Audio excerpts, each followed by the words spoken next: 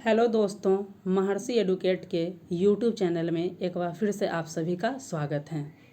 दोस्तों, इस video lecture में हम अपने इंडियन पॉलिटी सीरीज के नेक्स्ट टॉपिक को डिस्कस करेंगे और यह हमारा इंडियन पॉलिटी का लेक्चर नंबर 3 होगा। इस लेक्चर में हम संविधान के भाग को देखेंगे कि संविधान में कुल कितने भाग हैं। वैसे तो आप सभी को पता है कि संविधान में कुल 22 भाग हैं। तो आज के इस वीडियो लेक्चर में हम उन्हीं 22 भागों को डिस्कस करेंगे। इन 22 भाग से बीपीएससी के साथ साथ अदर एग्जाम्स जैसे बीपीएससी टीचर हो, बिहार एसएससी, बिहार एसआई, इन सभी में इससे प्रश्न पूछे ही जाते हैं कि संविधान में किस भाग में कौन सा प्रावधान है। जैसे आपसे पूछा जा सकता है कि संविधान के भाग 15 में किसका प्रावधान है। तो आज के इस वीडियो लेक्चर में आप जान सकेंगे कि इन 22 भागों में किन किन प्रावधान का वर्णन किया गया है। इससे पहले हम अपने यूट्यूब चैनल पे इंडियन पॉलिटी के लेक्चर नंबर 1, जिसमें भारतीय राज्य व्यवस्था क्या है, संविधान क्या है, को डिस्कस कर लिया है। लेक्चर नंबर 2 में हमने देखा कि सरकार किसे कहते हैं, शासन क्या है और शासन कितने प्रकार से किया जाता है। तो इस वीडियो लेक्चर में हम जो हमारा लेक्चर नंबर 3 होगा, इसमें हम संविधान के भाग को डिस्कस करेंगे और इसके आने वाले नेक्स्ट वीडियो जो हमारा लेक्चर नंबर 4 होगा, उसमें हम संविधान की 12 अनुसूचियों को डिस्कस करेंगे। इस वीडियो लेक्चर को हम पूरी तरीके से देखेंगे, साथ में कुछ क्वेश्चंस को प्रैक्टिस करेंगे। जैसे आप देख सकते हैं कि यहाँ पे मैंने 2 क्वेश्चंस को रखा है। एक क्वेश्चन तो इस टॉपिक से ही रिलेटेड है, जिसमें लिखा हुआ है, क्वेश्चन है कि भारतीय संविधान में कितने भाग, कितने अनुच्छेद और कितनी अनुसूचियां हैं। तो इस वीडियो लेक्चर में आपको इस प्रश्न का भी आंसर मिल जाएगा और साथ ही एक प्रश्न इसमें ये दिया गया है जो 63rd बीपीएससी में पूछा गया है, जो कल के वीडियो लेक्चर से संबंधित है कि भारतीय संविधान की प्रकृति क्या है, जिसे हमने शासन के प्रकार में ऑलरेडी डिस्कस कर दिया है। तो चाहे तो आप इस क्वेश्चंस को सॉल्व कर सकते हैं। इस क्वेश्चन का आंसर हम अपने वीडियोज के लास्ट में देंगे। तो चलिए आज हम अपना इंडियन पॉलिटी का lecture number 3 parts of constitutions, संविधान के भाग को डिस्कस करते हैं। दोस्तों, आप संविधान क्या है इसे मैंने बता चुका है, संविधान का महत्व भी मैंने बताया है। अब संविधान की विशेषताओं के क्रम में यह हमारा लेक्चर नंबर 3 है। लेक्चर नंबर 4 भी हमारा संविधान की विशेषताओं से संबंधित होगा और उसके बाद जो लेक्चर नंबर 5 होगा वो फुल्ली संविधान की विशेषताएं से संबंधित होगी। उन्हीं संविधान की विशेषताओं में एक प्रावधान है कि भारत का संविधान बेहद विशाल है, विशाल आकार का है। तो विशाल आकार में ही ये शामिल होता है कि हमारे संविधान में 22 भाग, 12 अनुसूची और 395 अनुच्छेद हैं। तो आज इसी क्रम में हमारा उस संविधान की विशेषताओं का एक पार्ट है संविधान के भाग। तो हम आज देखेंगे कि संविधान में कुल 22 भाग हैं और इन 22 भागों में क्या क्या प्रावधान किया गया है। क्योंकि जो भी एग्जाम्स हो, वो चाहे बीपीएससी 78 हो, बीपीएससी टीचर हो, बिहार एसएससी हो या बिहार एसआई हो, इन सब में संविधान के भाग, संविधान की अनुसूचियों और संविधान के अनुच्छेद से प्रश्न पूछे ही जाते हैं। तो चलिए हम आज वीडियो लेक्चर अपना स्टार्ट करते हैं। सबसे पहले हम बता देते हैं कि संविधान में कुल 22 भाग हैं। इन 22 भागों को हम एक एक करके डिस्कस करेंगे। तो इस क्रम में पहला जो संविधान का भाग 1 है, उसमें संघ और इसका राज्य क्षेत्र का वर्णन किया गया है। भाग 1 में जो आर्टिकल दिए गए हैं, लगभग भाग 1 में 4 आर्टिकल्स हैं। आर्टिकल 1, आर्टिकल 2, आर्टिकल 3 और आर्टिकल 4। अब इस भाग 1 संघ और इसका राज्य क्षेत्र का वर्णन को, इस टॉपिक को हम पूरी तरीके से डिटेल्स आगे की वीडियोज लेक्चर में हम पढ़ेंगे। यहाँ पे हमें सिर्फ ये देखना है कि भाग 1 में संघ और इसके राज्य क्षेत्र का वर्णन किया गया है, जिसमें आप देख सकते हैं कि हमारे देश में 28 राज्य और 8 यूनियन टेरिटरी हैं। इन्हीं से संबंधित प्रावधान का वर्णन इसमें किया गया है कि नए राज्यों का निर्माण क्या होगा, एक राज्य की सीमा कैसे कहाँ तक हो सकती है, क्या उनके सीमा में परिवर्तन किया जा सकता है नहीं, इनके नाम में, सीमा में कौन परिवर्तन करता है, इन सब से संबंधित वीडियो, इन सब से संबंधित प्रावधान जो है वो भाग 1 में डिस्कस किए गए हैं। भाग 2, इसमें नागरिकता से संबंधित प्रावधान का वर्णन किया गया है। हमारे देश में एकल नागरिकता का प्रावधान है जो ब्रिटेन से लिया गया है। तो भाग 2 के अंतर्गत नागरिकता का प्रावधान है जिसमें आर्टिकल 5 से 11 के मध्य नागरिकता संबंधित विशेष प्रावधानों का वर्णन किया गया है। और भाग 2 यह बताता है कि हमारे देश में एकल नागरिकता है जो ब्रिटेन से लिया गया है, जबकि अमेरिका में दोहरी नागरिकता का प्रावधान है। नेक्स्ट भाग 3, इसमें मूल अधिकार से संबंधित प्रावधान का वर्णन किया गया है, जिसमें कुल 12 से लेकर 35 अनुच्छेद का वर्णन किया गया है। इसमें बताया गया कि किन अनुच्छेदों में किस प्रावधान जो मौलिक अधिकार से संबंधित है उनका वर्णन किया गया है। मौलिक अधिकार से संबंधित प्रावधान कहाँ से लिया गया है, किस देश से लिया गया है, तो यह संयुक्त राज्य अमेरिका से लिया गया है। इस बार का जो बीपीएससी का जो एग्ज़ाम हुआ है 69th, उसके प्रीलिम्स में एक क्वेश्चन भी पूछा गया था कि मूल अधिकार से संबंधित प्रावधान किस देश से लिए गए हैं, तो संयुक्त राज्य अमेरिका से लिया गया है। इस टॉपिक को हम पूरे डिटेल से आगे के वीडियोज में डिस्कस करेंगे।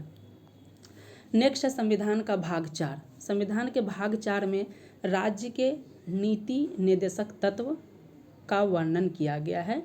इसमें आर्टिकल 36 से लेकर 51 तक राज्य के लिए नीति निर्देशक तत्वों का प्रावधान किया गया है।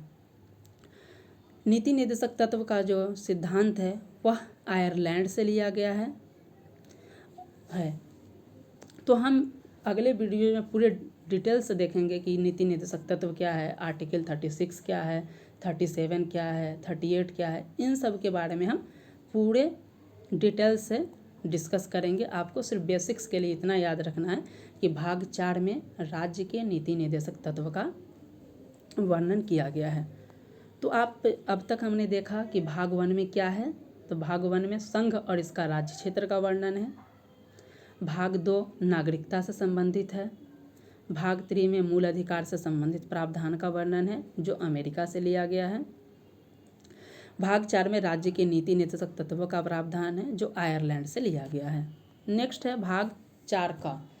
हमारा जो मूल संविधान था उसमें भाग 4 ही था, भाग 4 का नहीं था, परंतु आपातकाल के दौर में तत्कालीन सरकार के द्वारा मूल कर्तव्यों की भी आवश्यकता महसूस की गई। तो तत्कालीन सरकार ने सरदार स्वयं समिति के अध्यक्षता में एक कमेटी का गठन किया गया और उन्हें यह बताया गया क्या मूल कर्तव्य होना चाहिए या नहीं।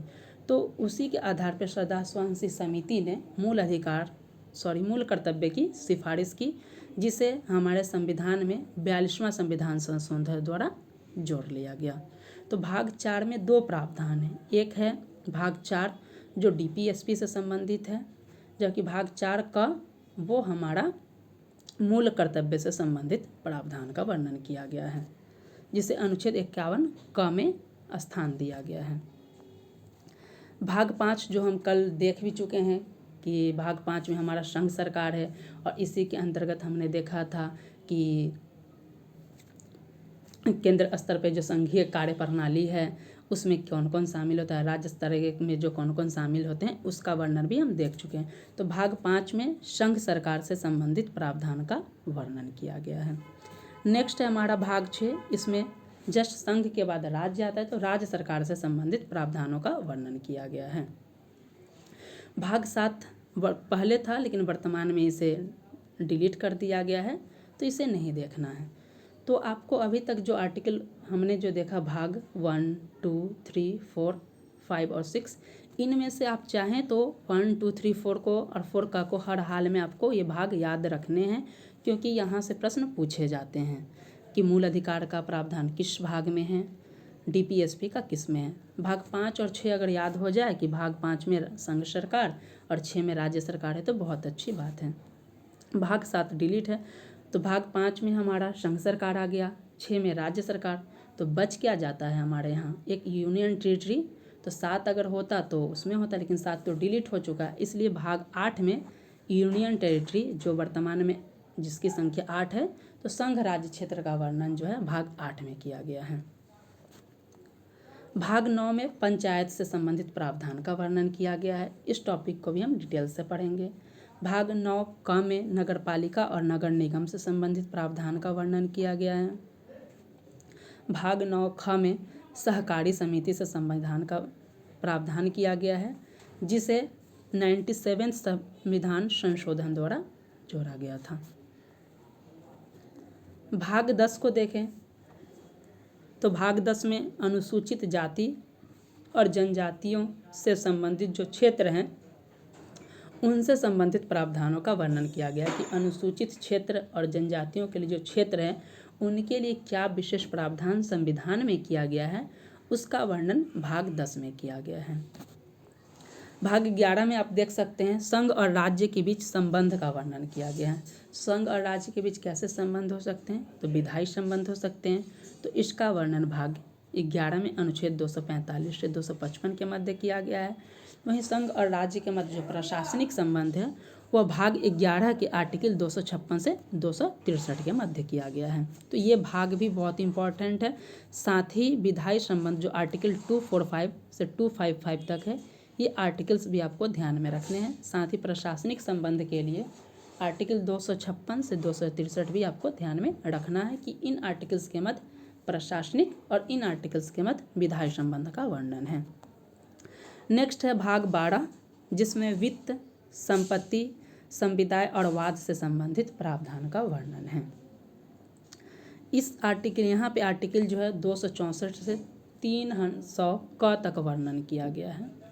और भाग 12 इसलिए सबसे इम्पॉर्टेंट है कि जो संपत्ति का अधिकार जो पहले मूल अधिकार हुआ करता था उसे 44वां संविधान संशोधन द्वारा हटाकर भाग 12 में 300 का अनुच्छेद के अंतर्गत एक कानूनी यानी लीगल राइट्स के तहत प्रावधान कर दिया गया है। तो ये पूछा भी जाता है कि संपत्ति के अधिकार को किस संविधान संशोधन द्वारा हटाया गया, तो आपको याद रखना ये संशोधन बहुत ही इम्पॉर्टेंट है, 44वां संविधान संशोधन। और संपत्ति का अधिकार वर्तमान में किस अनुच्छेद में है, तो ये भी आपको याद रखना होगा, 300A या क। संपत्ति का अधिकार पूछा जाता है कि वर्तमान में कौन सा अधिकार है, तो ये कानूनी या लीगल राइट्स हैं। नेक्स्ट हम देखते हैं भाग 13। भाग 13 में भारत के राज्य क्षेत्र के भीतर व्यापार और वाणिज्य समागम से संबंधित प्रावधान है कि भारत के राज्य के क्षेत्र के जो व्यापार होगा या वाणिज्य का समागम एक क्षेत्र से दूसरे क्षेत्र में किस तरीके से होंगे, उनका प्रावधान किया गया है आर्टिकल 301 से 307 के मध्य, जो भाग 13 में वर्णित है। भाग 14 बहुत ही इम्पॉर्टेंट है, क्योंकि आप जिस एग्ज़ाम की सिविल सेवा की तैयारी कर रहे हैं वो चाहे संघीय स्तर पे यूपीएससी और राज्य स्तर पे बिहार लोक सेवा या झारखंड या फिर यूपी पीसीएस क्यों ना हो, उनसे संबंधित प्रावधान का वर्णन भाग 14 में ही किया गया है। भाग 14 में पूर्ण रूप से अगर देखा जाए तो संघ और राज्य क्षेत्र के अधीन सेवाओं का वर्णन किया गया है, परंतु सेवाओं के लिए जो आर्टिकल्स प्रदान किए गए हैं वो है आर्टिकल 308 से 323, और इसी के मध्य जो है 315 से 323 के मध्य जो आर्टिकल्स हो जाते हैं वह हमारे यूपीएससी, संघ लोक सेवा आयोग और राज्य लोक सेवा आयोग से संबंधित प्रावधान का वर्णन किया गया है। तो भाग 14 आपको याद रखना बहुत आवश्यक है।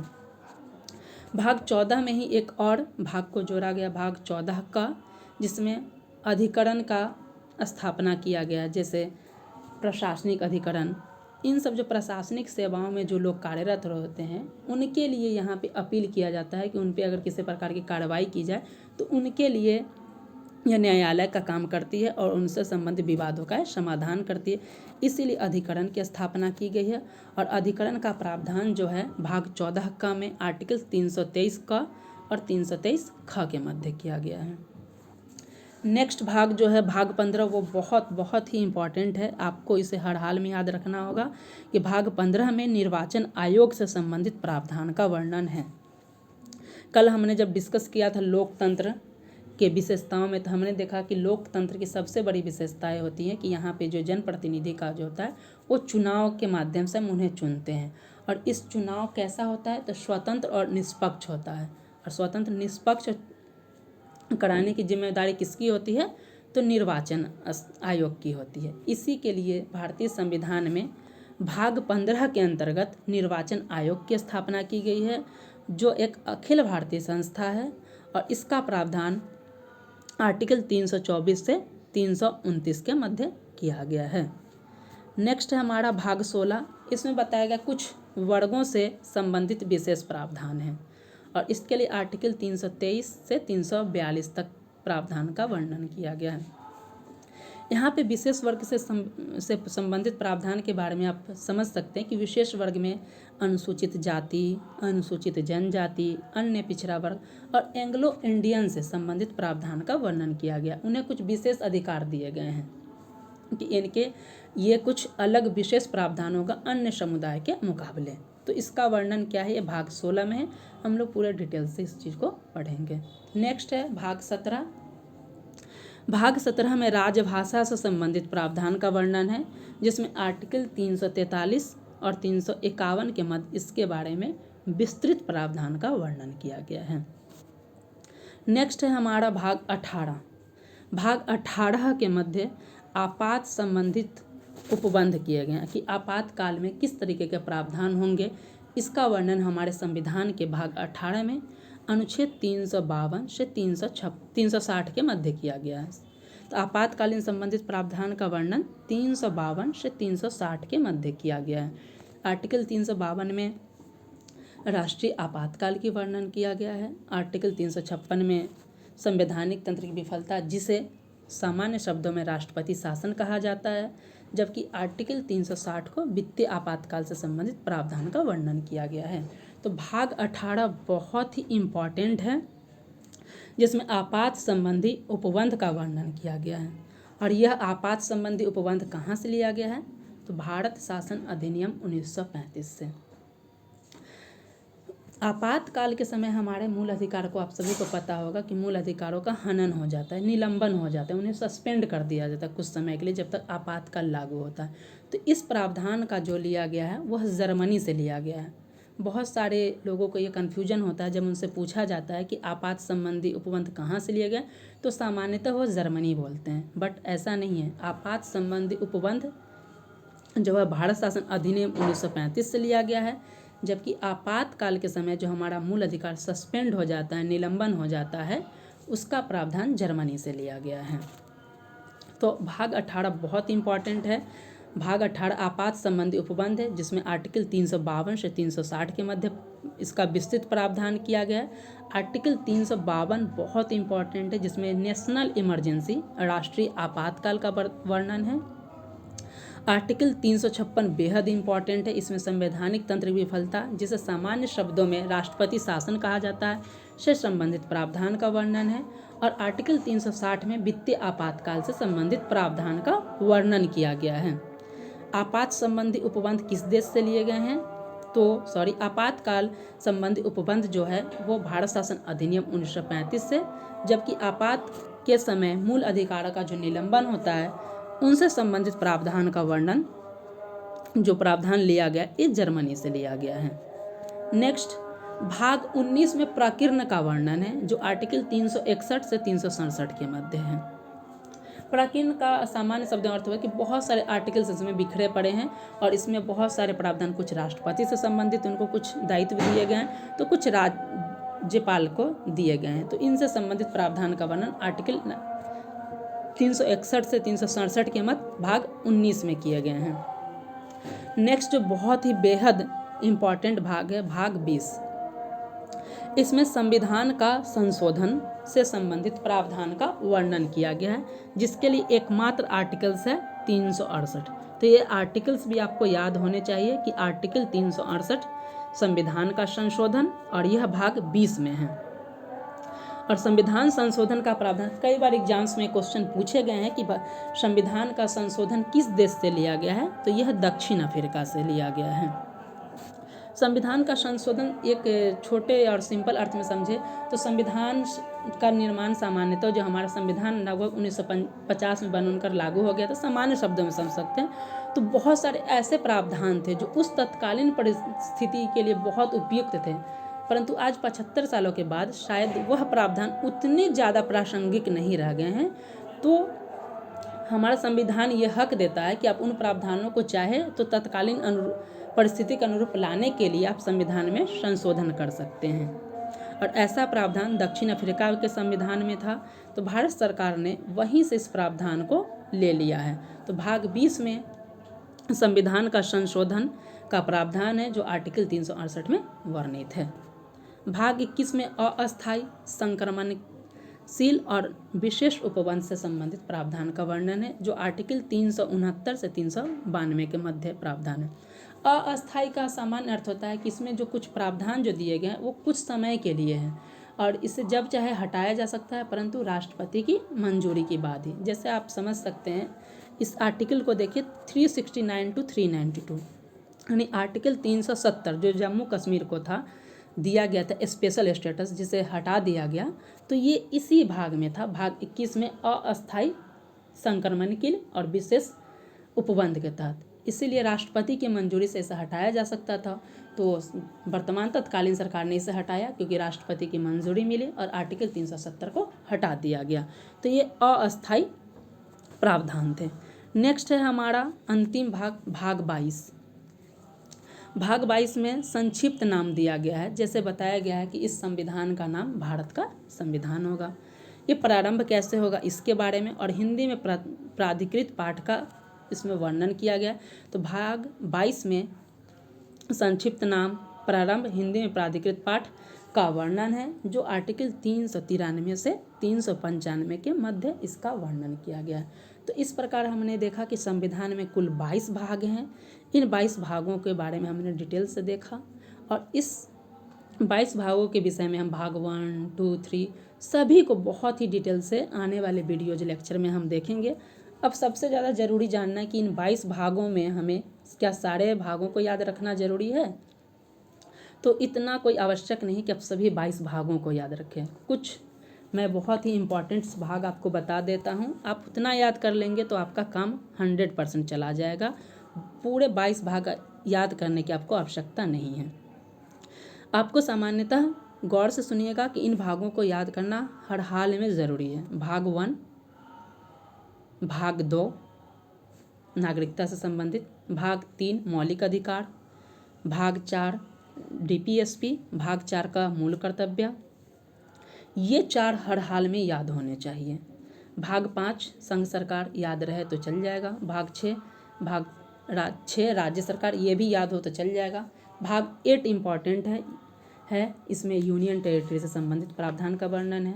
भाग 9 का ये बहुत ही इम्पॉर्टेंट है, ये आपको याद होने ही चाहिए। भाग 10 याद रखने की कोई ज़रूरत नहीं है। भाग 11 भी आप चाहो तो ध्यान नहीं रख सकते हैं। भाग 12 से भी कोई ज़रूरत नहीं है उतना। भाग 13 से भी कुछ खास प्रभाव नहीं पड़ता। भाग 14 बेहद इम्पॉर्टेंट है। भाग 15 जो निर्वाचन आयोग से संबंधित है, तो इसे आपको हर हाल में याद रखने होंगे। भाग 17 राजभाषा से संबंधित है, तो आपको ये याद रखने होंगे। भाग 18 में आपातकालीन उपबंध हैं, इसे भी आपको याद रखना ही होगा। भाग 20 जो है संविधान का संशोधन जो दक्षिण अफ्रीका से लिया गया है, इसे भी आप याद करना ही होगा। और लास्ट है भाग 21, आप याद कर सकते हैं क्योंकि क्वेश्चंस में कई बार पूछा जाता है। अस्थायी संक्रमणशील और विशेष उपवंश से संबंधित प्रावधान का वर्णन कहाँ पे किया गया? तो भाग 21 में किया गया है। तो आप इन 22 भागों में से लगभग मोटा मोटी देखा जाए तो 8 से 10 ऐसे भाग मैंने बताया जिसे आपको हर हाल में याद कर लेने चाहिए। आप इनसे देख सकते हैं कहीं भी प्रश्न से, तो आपको इन्हीं से प्रश्न देखने को मिलेंगे, इन्हीं भागों से। तो नेक्स्ट अब हम क्वेश्चंस को डिस्कस कर लेते हैं जो हमने वीडियोज के स्टार्टिंग में ही हमने इस क्वेश्चंस को आपको दिया था। यह क्वेश्चन हमारे पिछले वीडियो लेक्चर से आप इस चीज़ को समझ सकते हैं और यह क्वेश्चन 63rd बीपीएससी में पूछा गया है। इसमें पूछा गया है कि भारतीय संविधान की प्रकृति क्या है। पहला ऑप्शन है एकात्मक, सेकंड ऑप्शन है संघीय, ऑप्शन नंबर सी है संसदीय और डी है प्रकृति में संघीय किंतु भावना में एकात्मक और ऑप्शन नंबर ई है एक से अधिक या इनमें से कोई नहीं। तो हमने कल डिस्कस किया था शासन प्रणाली में कि शासन के प्रकार में हमने एक देखा था एकात्मक सरकार और संघात्मक सरकार। वहाँ पे हमने एकात्मक सरकार की भी विशेषताओं को देखा था और संघात्मक सरकार की विशेषताओं को भी देखा था। और लास्ट में हमने ये कहा था कि भारत की जो संविधान की प्रकृति है वह अर्धसंघीय है, यानी कुछ मामलों में यह एकात्मक हो जाती है और कुछ मामलों में ये देखा जाए तो संघात्मक हो जाती है। तो इस आधार पे ऑप्शन नंबर 1 ए नहीं होगा, जो एकात्मक दिया हुआ, यहाँ मिस्टेक है, बी और ए ऊपर नीचे हो गया। तो ऑप्शन नंबर 1 नंबर है एकात्मक, ये ऑप्शन होगा नहीं। संघीय भी नहीं होगा, संसदीय भी नहीं होगा। यहाँ पे ऑप्शन नंबर डी जो है प्रकृति में संघीय किंतु भावना में एकात्मक, तो ये ऑप्शन सही है क्योंकि भारत का संविधान देखा जाए तो प्रकृति में संघीय किंतु भावना में एकात्मक है। ऑप्शन नंबर डी इस क्वेश्चन का राइट हो जाएगा। नेक्स्ट क्वेश्चन था जो 53 बीपीएससी में पूछा गया 53rd to 55th में कि भारतीय संविधान में क्या शामिल है, यानी कितने अनुच्छेद हैं, कितने भाग हैं, कितनी अनुसूचियां हैं। तो हमने स्टार्टिंग में ही बताया कि भारतीय संविधान में 395 अनुच्छेद हैं, 22 भाग हैं और 12 अनुसूचियां या सूचियां हैं। जो हमने स्टार्टिंग में भी आपने भाग 22 पढ़ा तो मैंने लास्ट में बोला कि भाग 22 में आर्टिकल 393 से 395 तक के मध्य प्रावधान है। तो कुल आर्टिकल्स हो गए 395। भाग तो हमने डिस्कस ही किया कि 22 भाग हैं, तो भाग हमारे यहाँ 22 है और अनुसूचियाँ 12 हैं, हमने स्टार्टिंग में बताया।